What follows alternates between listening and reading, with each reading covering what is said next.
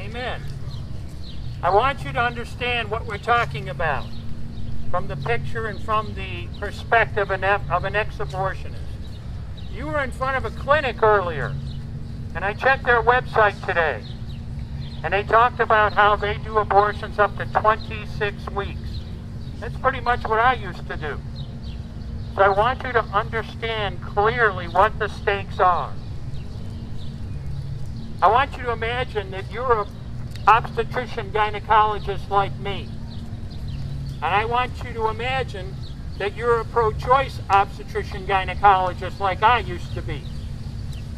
Your patient today is 17 years old. She's 20 weeks pregnant. The clinic does them up to 26, but we'll make her 20. If you want to know how big a 20-week baby is, look at your hand. From the length of your middle finger to your wrist, that's head to rump, 20-week baby. She's been feeling her baby kick for the last 2 weeks. But now she's asleep on an operating room table, and you're there to help her with her problem. You walk into that operating room scrubbed and gowned, and to the right there's a table of instruments. First thing you reach for is a suction catheter. It's about 9 inches long, it's clear plastic. And picture yourself taking this and putting it up through the cervix and instruct your circulating nurse to turn on the suction. And what you'll see is pale yellow fluid running through that tubing into the machine. That's the amniotic fluid that was there to protect the baby.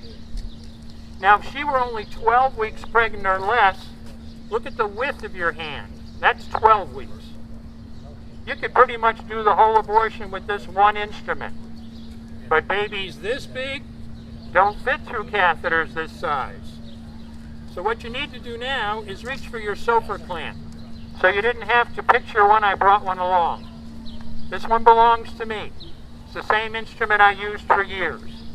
It's about 13 inches long, stainless steel, and the business end is about 2.5 inches long and 1/2 inch wide. There are rows of sharp teeth. This is a grasping instrument. When it gets a hold of something, it does not let go. A second trimester abortion, the way I used to do them, was a blind procedure. You do everything by feel. But picture yourself taking this instrument, putting up through the cervix, be real careful not to perforate the back wall, and blindly grasp anything you can, and pull hard, and I do mean hard. And out pops a leg about 4 inches long, which you put down on the table next to you. And reach in again, grasp and pull hard. Out comes an arm about the same length. And then reach in with this same instrument again and again, and tear out the spine, the intestines, the heart and lungs. Head on a baby that size is about the size of a plum. And again, unless you've got an ultrasound, you can't see it, but you're pretty sure you got it if you've got a hold of something and your fingers are spread as far as they will go.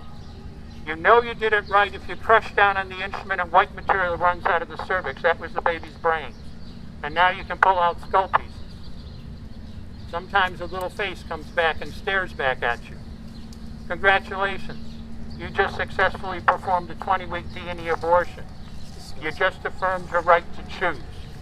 You just made over $1,000 in 15 minutes. Thanks. I want to thank Jim Havens, Father Imperato, for inviting me today, and I'm happy to participate. And yes, this should be an annual event.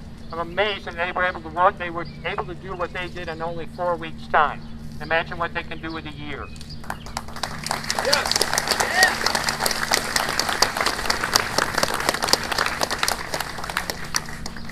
The legality of abortion on demand is rooted in the concepts of bodily autonomy and privacy. And they sum it up with the term, my body, my choice. But for every woman seeking an abortion, there's a man involved as well, a father, in the background. A recent article argued that men should be beating the drum and standing for a women's right to abortion because, quote, abortion benefits any man whose sexual partner wants an abortion and safely receives one, end quote. My body, my choice gives that man no choice whether his son or daughter lives or dies. And therein is one of the unspoken tragedies of abortion.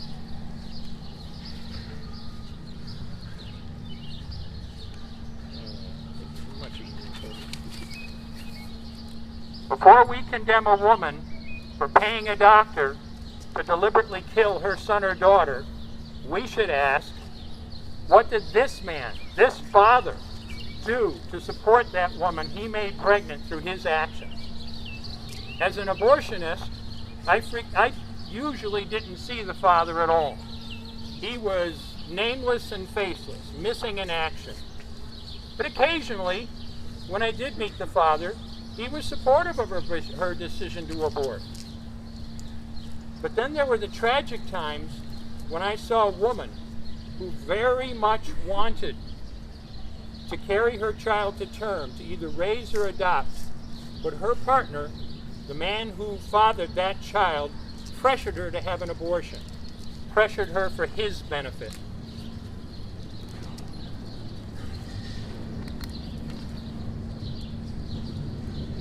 Sorry about this, folks. Got it.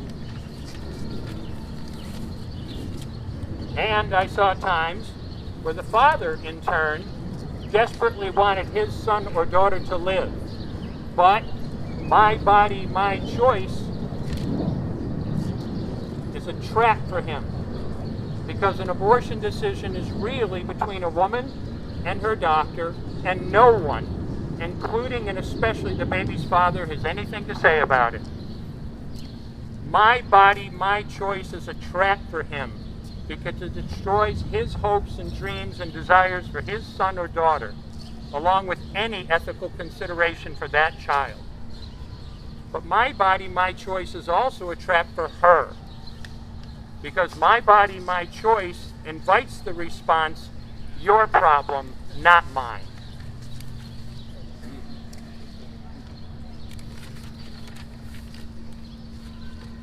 If you are pro-life, if you're a pro-life man, then it's your obligation to stand for life in your home, your community, your schools, and your church.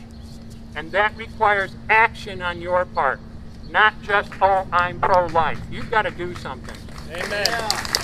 Amen.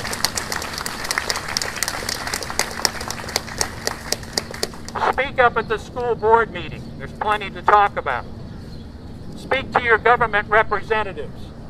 Support local pregnancy assistance centers. And most of all, be a loving and supportive person to that woman in your life, whoever she is. And I move to say one more thing. I'm not Catholic, so I say this carefully and humbly. Behind you.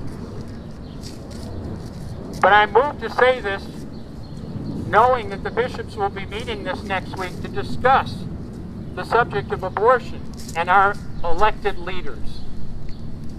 I can't claim credit for what I'm about to say because I'm quoting another author named Paul Rahi. But on this effort, on this issue, as he once said, if the church flatulent does not become the church militant, it will soon become church irrelevant. Yes. Thank you.